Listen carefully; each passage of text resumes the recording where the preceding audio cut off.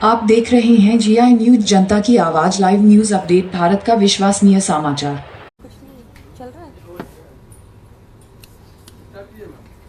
सभी पत्रकार साथियों को नमस्कार। साथियों, मई 3, 2023 को मणिपुर में दंगे शुरू हुए थे। हजारों की संख्या में वहां पर घर जलाए जा चुके हैं, लोगों को मारा जा चुका है, रेप्स, मॉलेस्टेशन के केसेस हुए हैं। दो समुदायों के बीच आज तक 1 साल के ऊपर भी दंगे रोक नहीं पाई वहां की डबल इंजन की सरकार।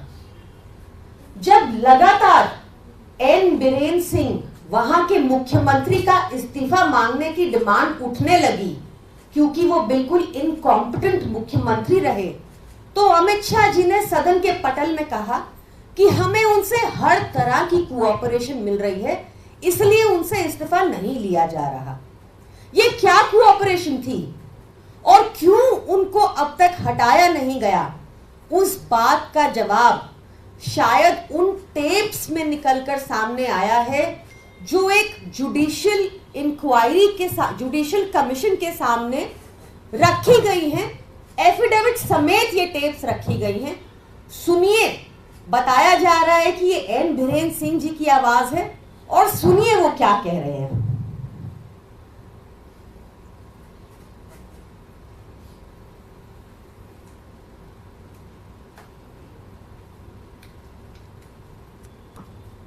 ऋषभ, देखना जरा।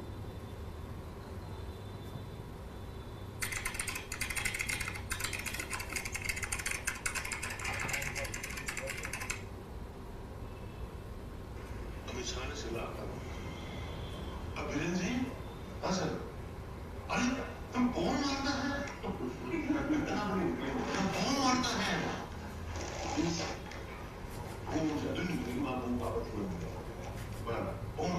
मत यूज करना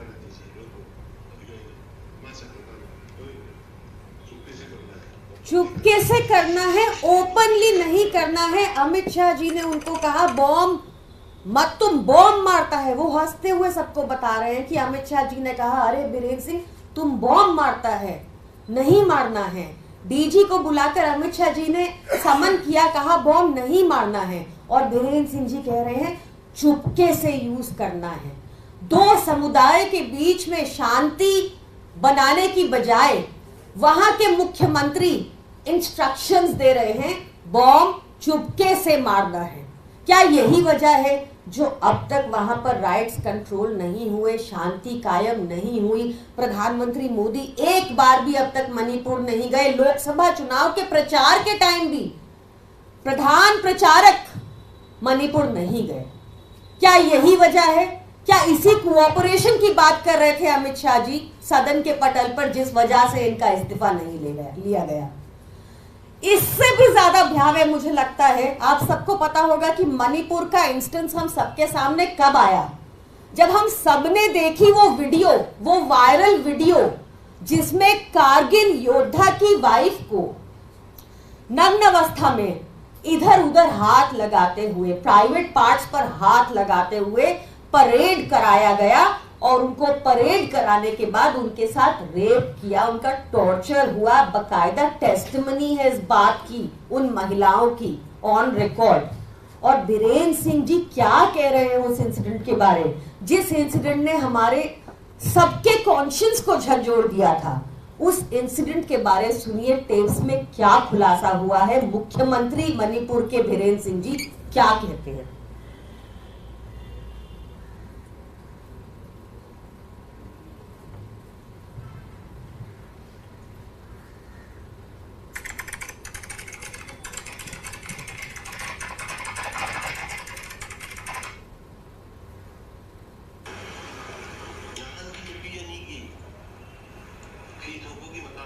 मैं आपको इंग्लिश ट्रांसलेशन कर देती हूँ साथ साथ, क्योंकि वहां की लोकल लैंग्वेज में बात हो रही है। ये इंग्लिश ट्रांसलेशन अवेलेबल है on the tape, therefore I am able to translate.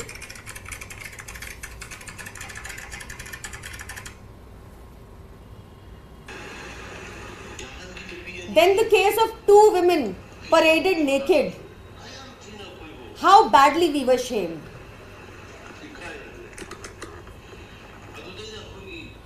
Why didn't even one group come out and assert? It was a bit difficult for me to speak out then, even though I've started speaking it out now.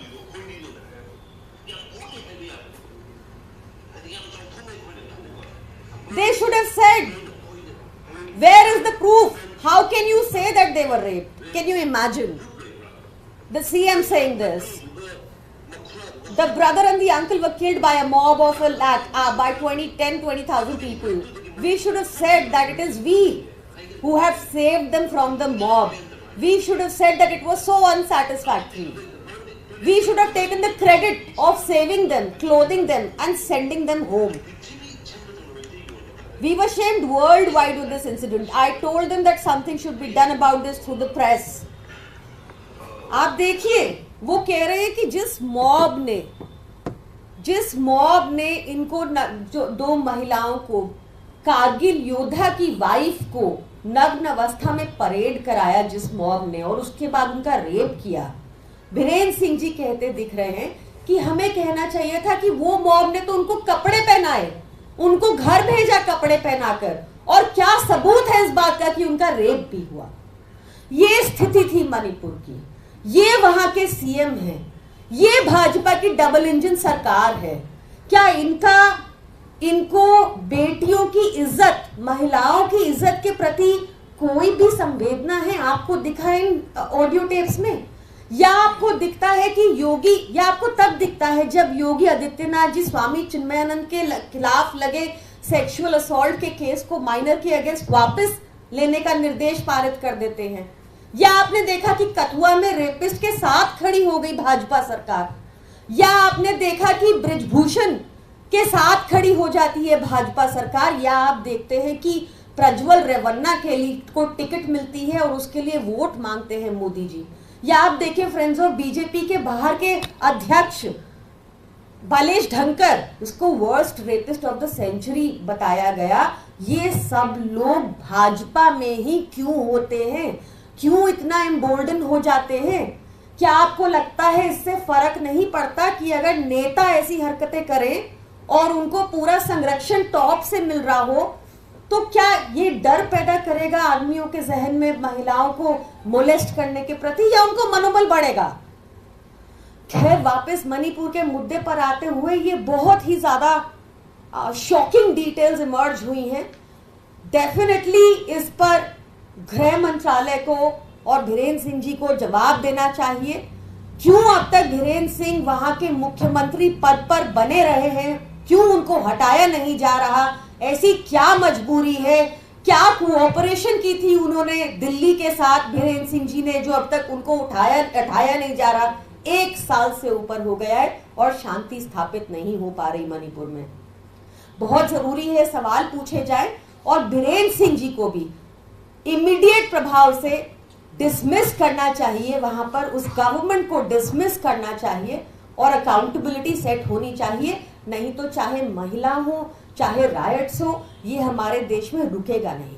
ये पूछना जरूरी है कि ऐसे गृह मंत्री जो कह रहे हैं चुपके से बॉम्ब फेंकना है, क्या इनके गाइडेंस में हमारा देश सुरक्षित है? क्या हमारी बेटियां ऐसे लोगों के अंडर सुरक्षित है जो कह रहे हैं कि रेपिस्ट्स को अवार्ड मिलने चाहिए? ये कहा है उन्होंने उस ऑडियो टेप में कि हमें सिचुएशन को टर्न अराउंड करके दिखाना चाहिए था कि हमने तो हेल्प की, मॉब ने हेल्प की उन लड़कियों की, कपड़े दिए और उनको अवार्ड किया जाए। ये कह रहे हैं वहां के मुख्यमंत्री। It is extremely shameful and questions must be asked and accountability must be set. Thank you.